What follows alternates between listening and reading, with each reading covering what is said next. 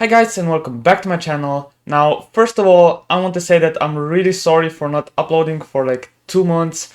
I was really busy in school, I had my final exams, so I just didn't have any time. Right before I started to film this video, a mailman showed up at my door and guess what I got? I got myself a new game.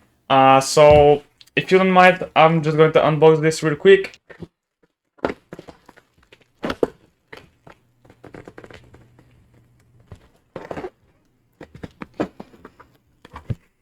My god.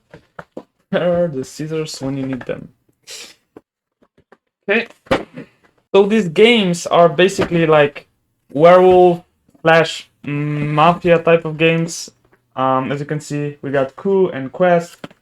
Also very similar to Avalon, if you know the game. And let's say One Night Ultimate Werewolf. I mean, these games are just very fun to me because you get to lie and others don't know your identity and stuff like that. So yeah, so that's that. So if you like this type of thing, I would really recommend you to get these games and just have fun. But anyways, let's get into today's video, guys. And the topic of today's video is converting advantages into a win. Now we all know that just getting an advantage in chess is not enough for a win. You also have to realize this advantage. Now this is one of the hardest things in chess to do, I think, at least for me. So it's really useful to work in that area of chess. Alright, so let's start with this game that I played. I was white, I started with the move c4, he played knight f6, and after some developing moves, he played c6. Now, the point of c6 is of course to go and take the center with d5, and against that I played just knight f3, and the point is that we attack this guy here. And if he plays something like e4, we just go to d4, and there's some theory there, but this is not really important for our topic here. Because he played d5. And this is a really bad move because he just gives us a pawn in one move. We can just take the pawn and now we're just a pawn up. Because if he takes this pawn here, we just take it with the knight, of course. He's missing 2 pawns, we're missing only 1 pawn. So that's why this is really bad for black. But you know, it's still not that easy. Black will still fight, black still has some chances to hold the game. But let's see how I realized this advantage. He played bishop to d6 attacking the knight. And of course d4, just putting our pawn in the center, defending the knight also. The point is, of course, that if he takes this, we take the bishop, the knight is attacked, and we're also going to take these pawns here, because also our bishop is attacking the pawn. So this is not great for black, so he just played knight to d7. Now he's double attacking our knight here, so we have to do something about it. And a really nice rule when you have an advantage in chess, especially a material advantage, as we can see here, we're a pawn up, is to just exchange pieces. This means that more pieces you'll exchange, less chances the opponent will have to create some counterplay, you know, some attack against your king, or, you know, just anything basically. So that's why we want to exchange pieces here. I just took the knight on d7, he recaptured it with the bishop, and now I took on d5. And now, okay, he recaptured, but why did I take the pawn on d5? Well, I saw that I will be able to just attack this pawn nicely with knight to c3, let's say queen to b3, putting a lot of pressure on this pawn, and also with bishop to g5, I will pin this knight to a queen, so it will no longer protect this pawn on d5. So I wanted to make this pawn a target, and if I'm able to get this pawn also, I will be 2 pawns up. So that's why here I played bishop to g5, just pinning the knight, and now after bishop to c6, I just castled. He castled, and now knight to c3. And now the threat, as you can see, is to just take this knight, and after the queen recaptures, just taking another pawn here on d5. But okay, it doesn't really matter here because he played bishop to e7, and now queen to b3. Like I said, putting even more pressure on this pawn. We have a lot of pieces attacking the pawn. So now h6, he wants to get rid of this bishop, and I want to get rid of this knight. So now he recaptured with the bishop. Now another important thing when converting your advantages in chess, you sometimes don't have to hurry. You know, some players will just, you know, take this pawn, even though this pawn is undefended. But I saw here that if I just play e3 and play it safe, protecting my pawn here, what is he going to do?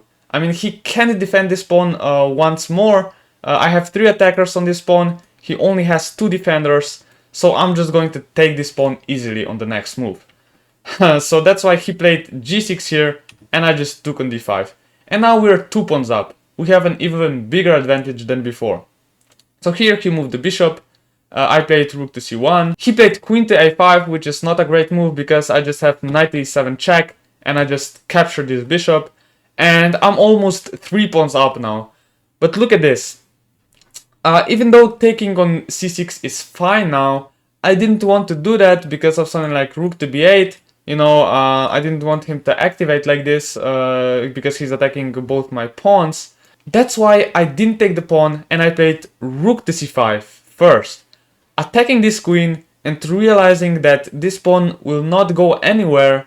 I will just make sure he doesn't get any of these pawns and that I will get this pawn eventually. So this is a really smart play here. He just went to b6 with the queen, and now queen to c2, of course. We're not going to take this queen and allow him to activate on this file, you know. I mean, this would still be great, of course, but I just preferred queen to c2.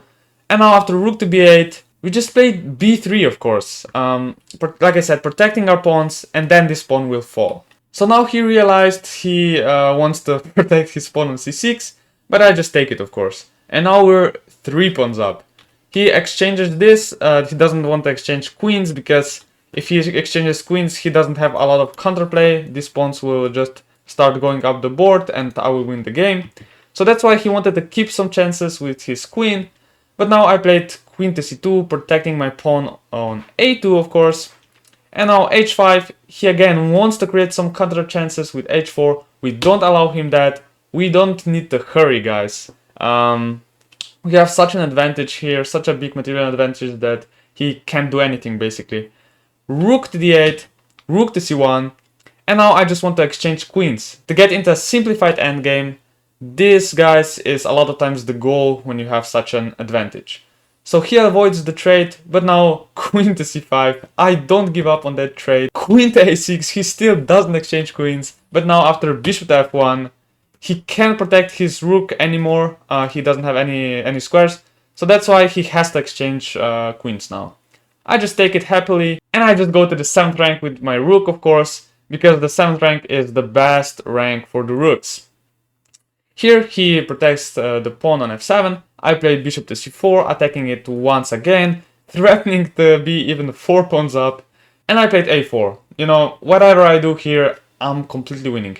He plays bishop to f8, and now e4. I realize that I'm going to just push my pawns up here and just, you know, win the game. So he played king to g7, getting rid of this spin here, but now e5, of course, attacking the rook, and after he moves, he still has to protect this pawn, of course, e6. Because now, after king to g7, he's on this spin, he can't take the pawn or anything, so we're going to win another pawn here. We just took this guy, he recaptured, and you may say that this is a bit risky, you know, going into opposite colored bishop endgame, because there are a lot of times a draw. But with 4 pawns up, guys, this is absolutely winning. He played king to f6, I just went up with my king, king to e2, king to e4, bishop to d3. He also has his pawns on the light squares here, so I decided, you know, just to take them. I took all the pawns. Okay, I sacrificed these pawns here. But now I have like 4 pawns, 4 passed pawns on this side of the board, so this should be more than enough to win.